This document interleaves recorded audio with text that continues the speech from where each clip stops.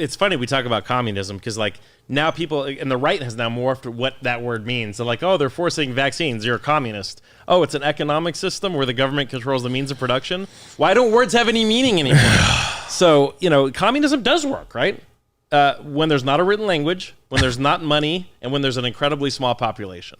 So for hunter-gatherer tribes, communism worked great, right? There's a village of indigenous people. Don't they call those homesteads? I mean, yeah. I get it. I get it. Or Amish or whatever, right? So there is no money. So everybody sort of has a job in a village. But as soon as you introduce written language or money, it's gone. It's gone. It cannot work because the law of the jungle is capitalism, right? I agree. It is the law of it's the nature. Everything goes through it. So there are some small utopia pockets where it can show up. But anything over 15, 20 people. And so why did we develop language, right? It was to keep track of money.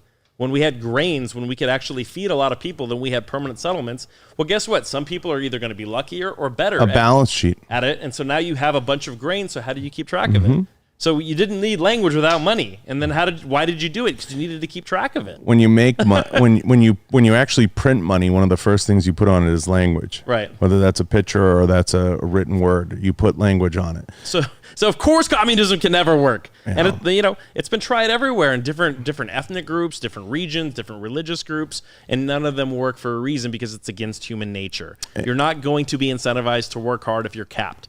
That's one thing with our team and our production. Nobody's ever capped. If you want to work harder and more, we will always find a way for you to make more money. You're never going to cap out, no matter what it is. I'll figure out a way.